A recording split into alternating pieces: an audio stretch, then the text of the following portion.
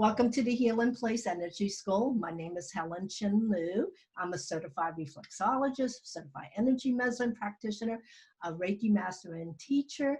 And I want to welcome everybody today to another episode on how powerful collective energy is. And today my panels, look at this, check this out. These are all my buds that I went to energy medicine school back in 2006. Is that right, Nancy? No, 2007, graduated. Oh, yes, in the beginning of 2007. And we're going to talk about collective energy and what we could do to move energy changes forward. So I'm going to have everyone introduce themselves because everyone is so special to me and I don't want to mess up their titles and their names and so forth. So since we'll start from the corner because I'm really good at corner stuff, we'll start with Terry. Terry, say your last name and what do you do?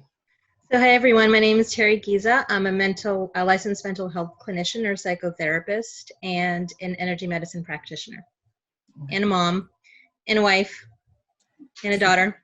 And the Indian chief too? Oh, anyway, thank you. Dalal? Hi, I'm Dalal Rosenswag, and I'm also an energy medicine practitioner, and I live in Chicago. I'm so sad to leave my girls back in Massachusetts, but here I am. Thank you. And Nancy? I am Nancy Blyer of Nancy Blyer Designs. I make energy tools for energy healers and all kinds of fun things that go along with that too.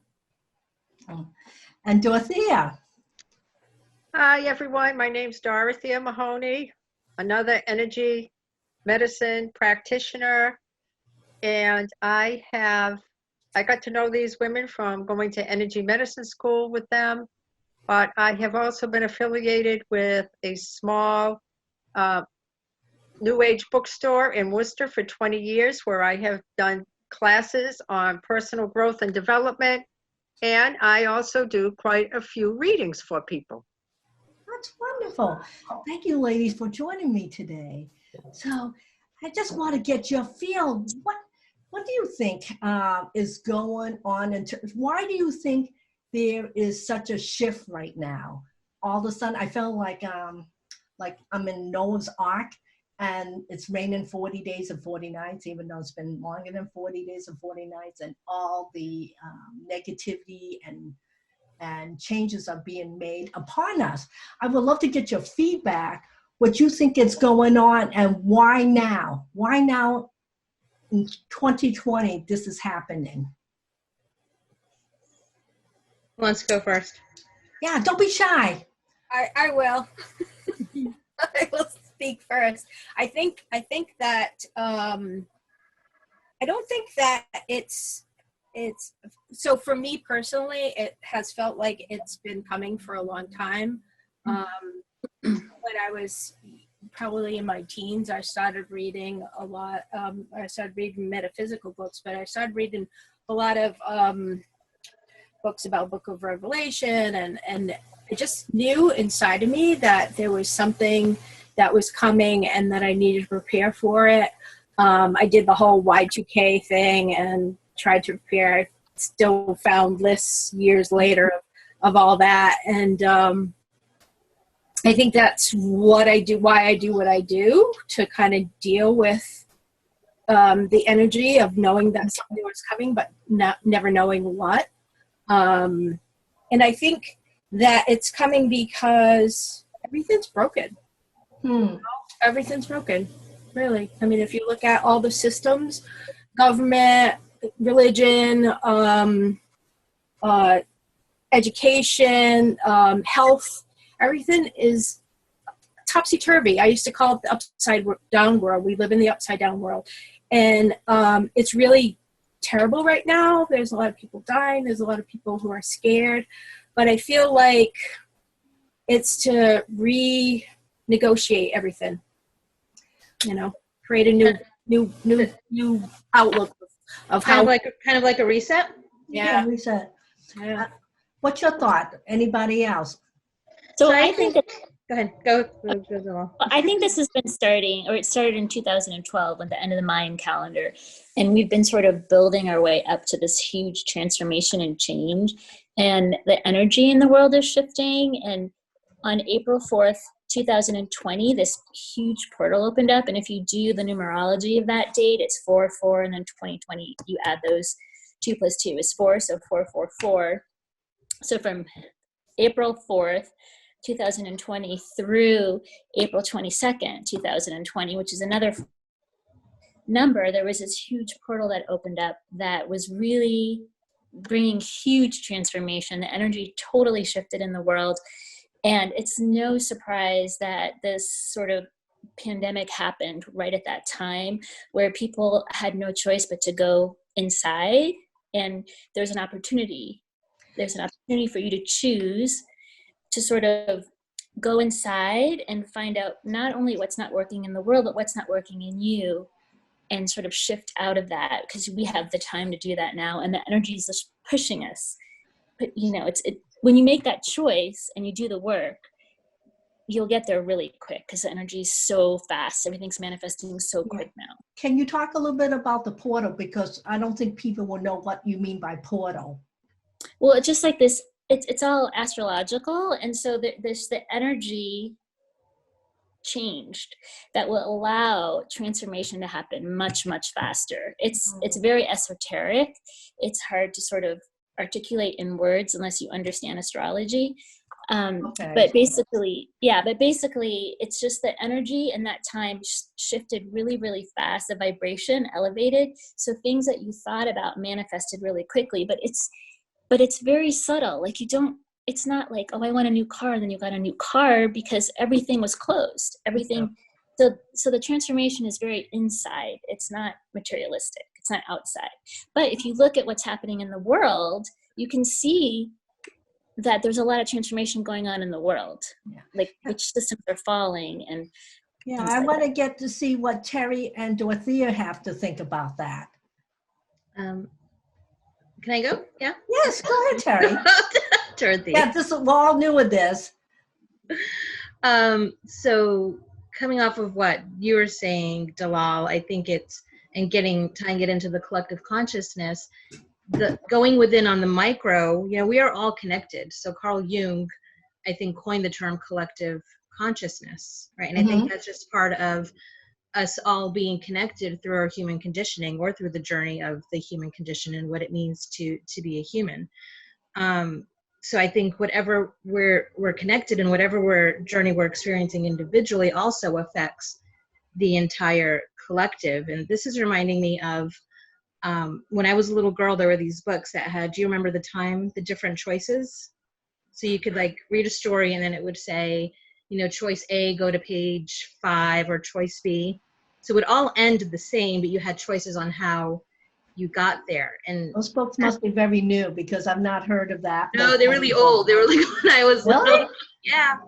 And in a way, now I'm remembering why I love them so much, because I think it kind of feels really familiar now in terms of our choices, individually and collectively, and the choices that we make. So, you know, this is kind of getting more into quantum physics and different timelines, and those shifts are very subtle, but every choice that we make in every moment will either move us farther or closer to one of those timelines of the experiences that we want to be in. Yeah. And what do you think about that, Dorothea? Well, a lot of this is even our discussion is a little confusing for me, that it's so broad and so unnameable. I just take it on a much simple level. If we look in nature has some very interesting cycles: 1 year, 20 year, 50 year, 100 year. And we're all part of nature. And if you want to look a little back at history, and even if you want to expand it to different countries and different cultures, you'll see that that's when things happen. You know, 100 years ago, there was another pandemic. Oh yeah, the Many, spiritual many, world. many cultures do not maintain for over 200 years. That's very So true.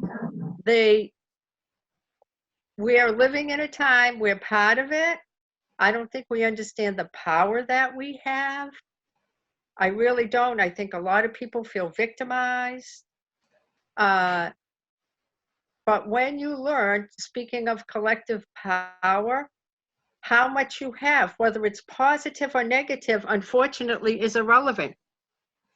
Collective thinking is the most powerful. Yes. If you want, I can give you 2 examples. Okay. Am I making any sense? Absolutely. Yep. Yeah, absolutely. So are So you saying like this is just cyclical versus not, is it just going to repeat regardless what we do? I think that it goes on constantly and we're just not aware of it. Huh. So, but every so often, okay, here's a bizarre example. Some people were talking about the college students who are not having a graduation this year. 50 years ago, because of the Vietnam protests, exactly 50 years ago, there were very few college graduations. Yeah, I remember that. So, and it was a time when people felt they wanted to use collective energy. But the interesting thing about collective energy, it doesn't mean it's positive energy. Here's one more example. I loved my job in the high school. I felt blessed. But when you go into high schools, there's a very different energy than elementary schools, kindergartens, etc. And it's the vibe, you know, that big underlying sexual vibe, because all the kids in there, Mm-hmm. that's the primary thing on their mind. They can say what they want about math and history, but so in a high school, I was in a high school with about 1,500 people, and students, and fewer than 100 teachers, administrators, you know, cafeteria workers. So the vibe in the school that was palpable was that of the 1,500 students. Not, we were great. We did great, but you go in there, you felt that energy. You felt the boy girl energy. You felt the boy energy, whatever, you know what I'm saying? The sexual energy. Let me say that. So it goes on all the time. We're just not aware of it. Right now, our energy, because this is encompassing the entire world, which Right. doesn't happen often, but it does happen. Can you feel that fear? Everybody, can you feel Oh, yeah. the fear of the planet? Yes, of course. Yeah.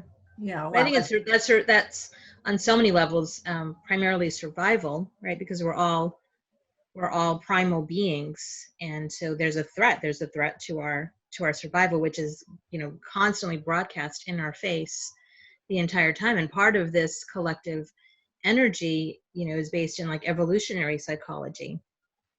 So where, you know, there's a term called mirror neurons, where we will mirror what we see in another. So think of back in the day, a simple example is when someone vomits, the reason why it makes another person nauseous or want to vomit, because back in the day when people lived in tribes and they were all eating the same food, if someone ate something that was poisonous to them, then other people had to then naturally get rid of it so then they could survive. It's all based in survival. So not knowing that this is going on autopilot just because it's part of our hardwired DNA, just as a primal human being, when we're watching the news and just constantly seeing everybody else in fear, we're just reinforcing that there's a major threat. So yeah, so of course, I don't think anyone wouldn't be scared on some level, because yeah, I know. And I try very hard to limit my watching the news, but I want to be informed too. Well, right. So that's what you do with that. Go ahead. Yeah. I think that the trick is learning how to be an observer versus a participant. So instead of reacting, you're the creator. So it's like you take a step back and sort of see what everything is doing, what everyone's doing, but then not engaging in it and just observing it and sort of keeping your energy disconnected from it, and you become the observer. Because I find that if I give in to the fear, I could feel my world begins to fall apart. Yeah. You know, I could feel like I can't manage my own self, let alone anybody else. Yeah. It's important to be aware. So that's where awareness comes in. So the awareness and the normalization of course, we're going to feel this because we're a human being and we kind of need to for our survival, right? It's a survival instinct. But then what Dalal was saying, by not giving into it, we also not making sure that we're not repressing it, right? So being aware, knowing why, and then from there, like I said in the books that I read, then making a choice. So what would you suggest to the general audience who is going through this right now and they're trying to manage their fears because they're worried about their livelihoods and, you know, work? Like the doors of the healing place has been closed since March. It's a long time. Well, it's not just financial and fear either. I mean, there's you know, myself included. I have family members who are at risk, you know. So it's also doing all the steps to keep, you know, myself and my family safe too, and keeping, keeping a good, hygiene and all that too. So, I think a little healthy fear is actually a good thing, because it actually keeps us on top of things, and not, just for me personally, I have to watch it and keep it in balance, but, a little bit of fear actually helps in some ways too, Yeah. instinctually, It's so funny, I get fearful even my problem, because it's not a problem. I take that back, because one of the things that helps calm my nerves, I cook. All of us cook, but I've been really cooking a lot.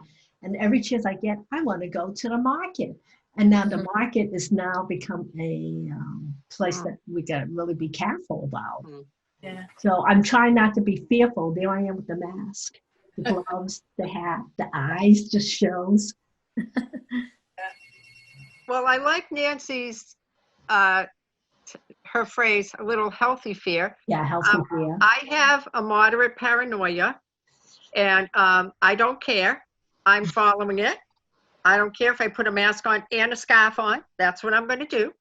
But at the same time, I have found some things that are just plain silly. And I have a few friends, and we constantly text and find things that are great, just silly things, like a little cartoon yesterday. And somebody's in a bathroom, and it says, all employees must wash hands. And the guy is standing there and he goes, okay, but if they're not here in 20 minutes, I'm washing my own. So just silly, taking the situation and making it not mean or unkind, but just funny, And so I like that. I like finding stuff that can make me smile. So it's finding that balance, right? Because we do need that fear for our survival, but then also having the awareness and the knowing of what our thoughts are actually doing, right? So I love the anagram of fear standing for false expectations appearing real. And our brain can't distinguish the difference between what's real or imagined. If we're just sitting here and we're imagining the worst, then our body is going to think that this is happening in the now. The other thing I want to say, and I'm saying it to this group, if it gets aired, it gets aired. If it doesn't, I just love you, and I feel blessed that I know each and every one of you, and it's just I have a great appreciation. I mean, I loved you before. I love you more now, or if you can, and I it's love you, Dorothy. Yeah. That's just a nice blessing to me, that I can say that to you guys and, give you all these little energetic hugs. We love you. But I have to say that's one of the nicest things I've seen during this shift is people are nicer to each other, or even they finally have the time to be nicer to each other. To appreciate what they have. Yeah, to really appreciate what we have. This, And this group has been an anchor for me. Absolutely.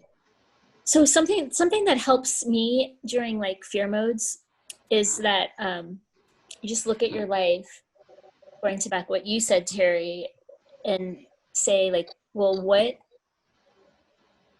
what's going on in my life in this moment? Is everybody safe? Yes. Do we have a roof over our head? Yes. Do we have food on the table? Yes. Like, what is going on in this moment? And in this moment, everything is perfect. So it sort of helps me eliminate any idea that I need to be fearful in that moment. And most of the moments you're home, because the truth is we're not going out much.